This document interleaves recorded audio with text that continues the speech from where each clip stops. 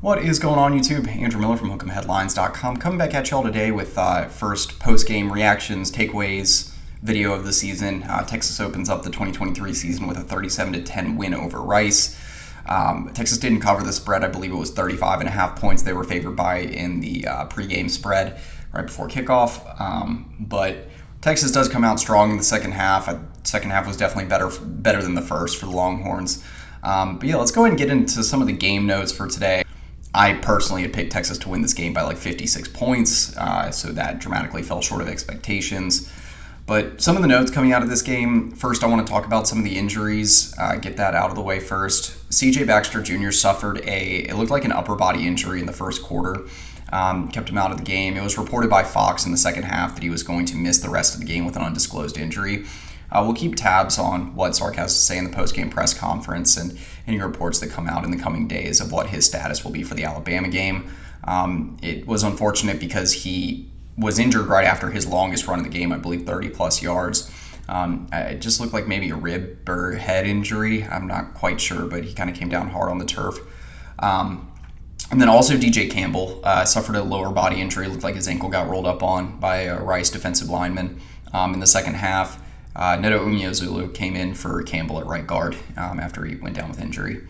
Other than that, I'm pretty sure Texas came away injury-free. Other than that, I think Texas was good in this game on the injury front, but we'll be definitely monitoring the status of Campbell and Baxter heading into the Alabama game. I want to cover some of the stats from this game, just team-level stuff, because I think when you look at the stat sheet, it looks like Texas won more convincingly than they actually did if you were watching the game. Texas got 24 first downs compared to 8 for Rice. Texas was moving the ball through the air in the short and intermediate passing game pretty well. I'll address this a little bit later when I get into the takeaways portion, but on that front, they were moving the ball better on the ground in the second half, so that's where a lot of those first downs came from.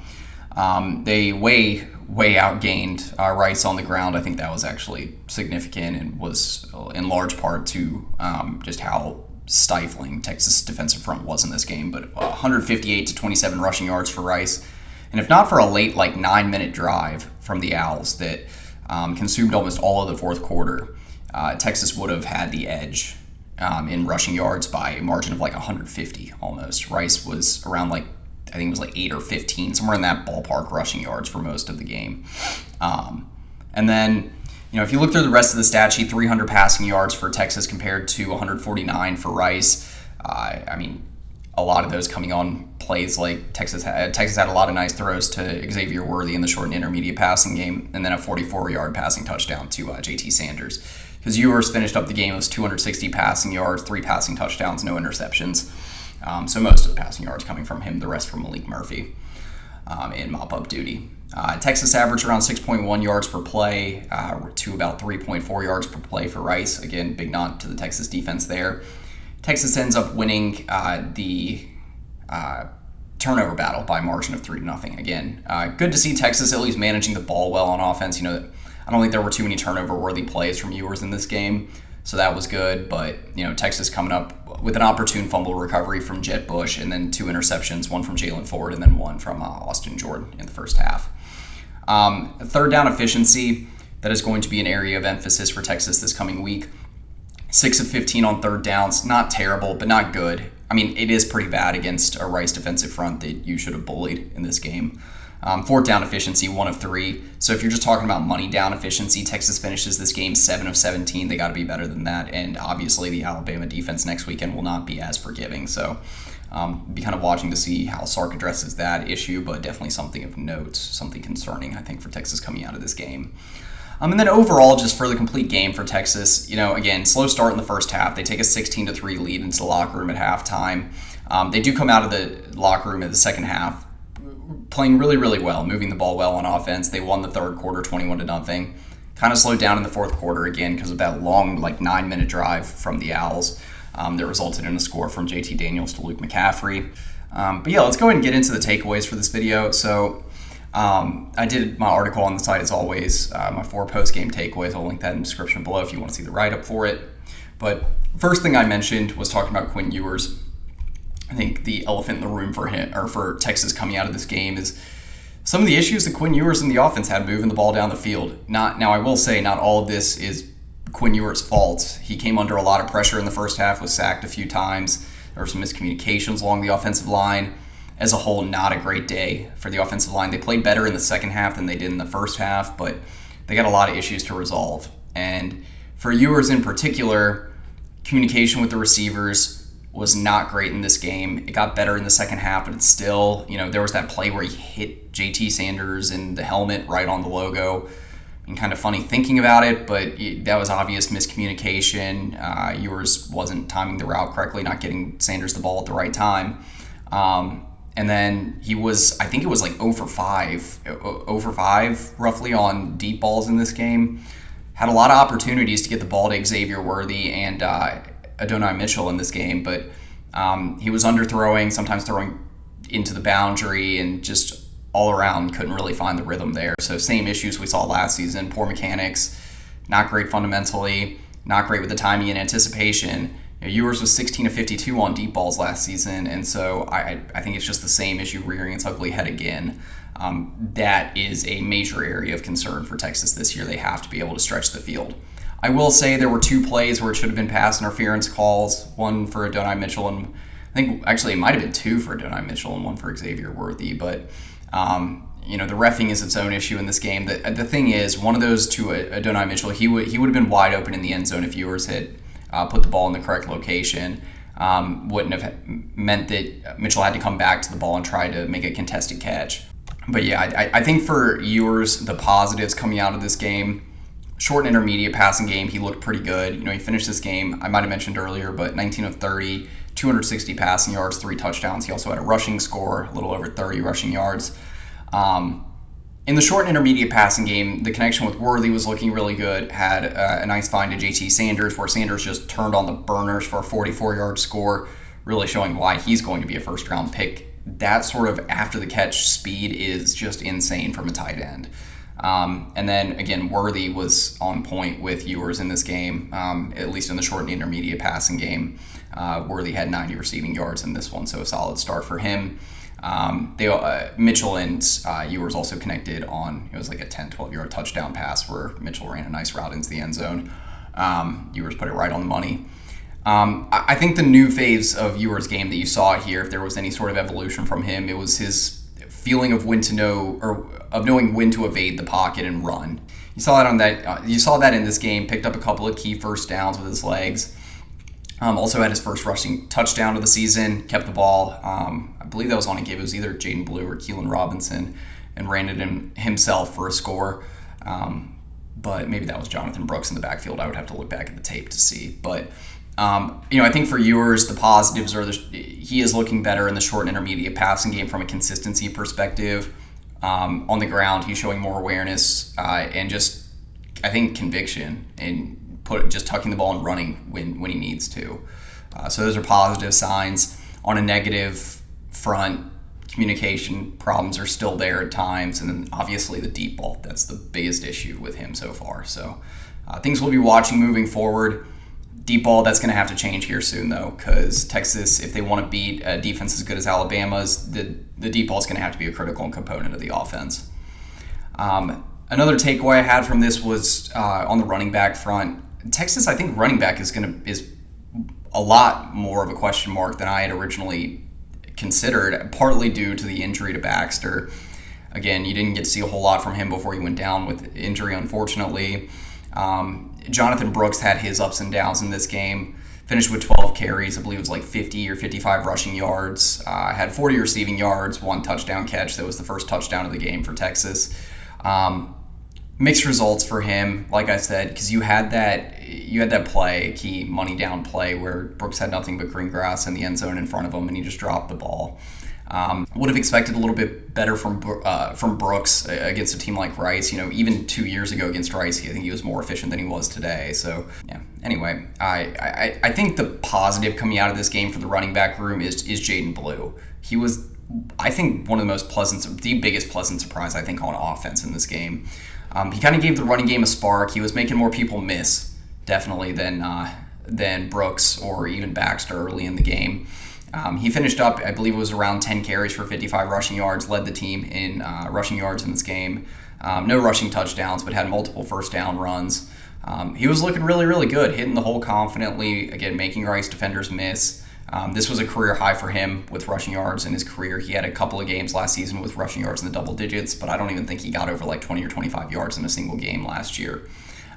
So very good to see the progress from Blue in this one, and depending on the health of Baxter, Texas will need Blue to configure into this backfield rotation next weekend against Alabama, along with like Jonathan Brooks and Keelan Robinson. The next takeaway I had, this is just concerning the defense as a whole. The defense played tremendous in this game. I know I know it's Rice we're talking about here, but JT Daniels is a solid quarterback. Rice does have some decent weapons. I think they got some decent backs. Luke McCaffrey is a good wide receiver. I don't know if we necessarily gave them enough credit for what they could do on offense in this game, but Texas shut them down pretty much the entire game. Again, outside of that long drive that Rice had late, which was against a bunch of second and third teamers for the Longhorns, mind you, Texas completely shut down that Rice offense. Rice did get 3 points early in the game. That's because Texas couldn't convert on fourth down in their own territory. Rice got a field goal. Texas ended up with something like 23 run stops that I counted up. I'll have to check the PFF data for the team after this game, but or when it posts tonight. But this was the best performance I've seen from a Texas run defense maybe as long as I've been covering the team since 2016. Texas's run defense was absolutely tremendous. Guys like Byron Murphy, Tavondre Sweat, Alfred Collins were all sorts of disruptive up front. David Benda causing a lot of havoc up front. David Benda had his faults in this game, namely he kind of got lost in pass coverage on a play in the first half, resulted in, I think it was like a 20 or 30-yard pass for a first down for Rice. But he came back on the next play, ended up assisting in a sack with Byron Murphy. And so, all around, this defensive front was just dominant in run defense. I think anytime you have a stat where it's like, what I say, I counted up like 22, 23 run stops, that was some 90-95% of Rice's rushing attempts in this game. So literally like no room for them to work. I really think that Texas's run defense could be the best in the Big 12 this fall with how good this defensive front is. And Bo Davis continues to prove that he's just churning out defensive linemen, kind of turning this into a defensive lineman factory. Vernon Broughton, another guy that had multiple run stops in this game, a couple of quarterback pressures. He looked a lot better than he has in years past. Same thing with Alfred Collins, looked a lot more consistent up front. And you got what you would expect from Tavondre Sweat and Byron Murphy. They're just absolute dogs up front, just causing all sorts of havoc, taking on double teams, getting right through them. So a lot of positive things to say for the front in this game. Jett Bush, I should also give a shout. He had a fumble recovery on kind of a bobbled ball from Rice's running back in the second half, but he was around the football a lot in this game. Took a lot of good reps at same linebacker for Texas. I believe he started at same linebacker in this game as well. As far as the pass defense is concerned, again, let up 149 passing yards, 2 interceptions on the day. You saw young defensive backs like Derek Williams, Malik Muhammad, Austin Jordan, Jalen Gilbo, all contributing in a very positive manner. I think it was Malik Muhammad, like his first 2 or 3 snaps in this game, one resulted in a third down stop, one resulted in a pass breakup. You just saw just these young guys making plays all over the place. Terrence Brooks had a PBU or two. I think Jaron Thompson was solid back there. Granted, you didn't need that much from him. Same thing with Catalan. But Gavin Holmes, solid in coverage. Ryan Watts, I think, had a pass breakup. This secondary looked really, really good. The linebackers were solid. I mentioned Jalen Ford had an interception earlier. He had a few tackles. So all around, Texas really flexed their depth, their talent, and just the disruptiveness up front. This defense is going to be a lot to deal with in the Big 12 this year. And then the last thing I had among my takeaways on the site for this game is just, what it feel like, the feeling for Texas heading into the Alabama game. Texas needed, I mentioned this on the site over and over again in the last few weeks, Texas needed to keep its foot on the gas in this game. They really needed to make sure they looked buttoned up on both sides of the ball, and just shake off the rust from the offseason before heading into next weekend's game against Alabama. You're going to have a national spotlight on you. College Game Day is going to be there. They announced that this morning. And Texas looked really, really buttoned up in this game on one side of the ball. Defense held up its end of the bargain. Offense was kind of all over the place, very inconsistent. Again, you got a good push in the third quarter, but I think that was really the only quarter you could look at in this game and consider it a success for the offense. And so Texas has a lot to work on in practice this week, that's for sure. I don't know if it's adjustments along the offensive line. Maybe Texas just wasn't preparing a lot for Rice. I think that could be a possibility, that they've just really, really been focusing on Alabama. We'll see. But Texas has a lot of questions to answer and not a lot of time to do it. Got 6 days before the Alabama game. And, Alabama's got question marks of their own, but I think the Tide have one of the best defenses in the entire country this year. Texas might be facing a running quarterback next week in Jalen Milroe. I know that he was listed with an "or" next to his name with like Ty Sampson and Tyler Buckner for the Mid-Tennessee State game tonight. But if Milroe is the starter next weekend, then you have a quarterback that can, do it with his arm and his legs. It brings a whole other element to the table than Texas faced in JT Daniels this weekend. Texas had a lot of difficulties facing dual threat quarterbacks last year. And so, we'll see. The defense is going to be put to the test, but I think Texas's offense is what really has to answer the bell now. So, again, Texas has a lot to work on. I'd say as a whole, if I'm grading the units on offense, because I think it's kind of important to separate out what was good versus what was bad or what needs improvement. From a quarterback perspective, I would have liked to see Arch Manning getting more reps in this game, but Texas just didn't get off to the start it needed to get all three quarterbacks in this game against Rice. Malik Murphy looked good in limited snaps. Every pass he had, I think, looked pretty good. It especially had just a rocket to Nayor. That was his first career completion. Also, Nayor's first catch as a Longhorn. Had a nice looking pass to Jonte Cook. It just the timing wasn't quite right between them two, but it's nice to see that connection could come alive. And again, Ewers, I think he finished the game on a higher note than he started, but all around for the quarterbacks, I would give it a C just because of Ewers' ups and downs in the first half and with the deep ball. Running backs, I would give a C+. I think Jaden Blue was a positive, but I would have expected more from Brooks. It's unfortunate and concerning, the injury to Baxter. And Keelan Robinson wasn't involved a ton in this game, so didn't see much from him. But you know what you're going to get from him, when he is more involved in the offense and gets more targets and drawn up runs. Wide receivers, I think they were pretty good. I think they made a lot of the plays that they needed to. Worthy was really, really solid in this game. I thought Mitchell, again, ran some pretty nice routes. Whittington had some nice plays as well. We didn't see a ton from Nayor Cook getting worked in with the first teamers, but maybe that comes along more as the season goes, and they got mixed in the fourth quarter. But at wide receiver, I'd probably give a B to a B+.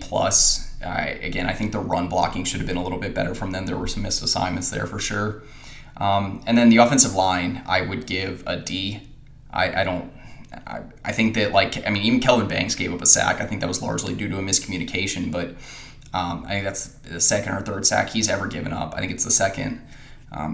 Looking back at the PFF numbers, Christian Jones, I think, was pretty solid, but the interior offensive line had their struggles. Again, DJ Campbell had a lot of the chemistry issues and just miscommunications that we would see when he got in games down the stretch last season. Now you got the injury with him, so that's unfortunate, and we'll see what ends up happening there. Hayden Connor, I think, had some issues with communication up front. And so all around, tight ends also, there was some communication issues.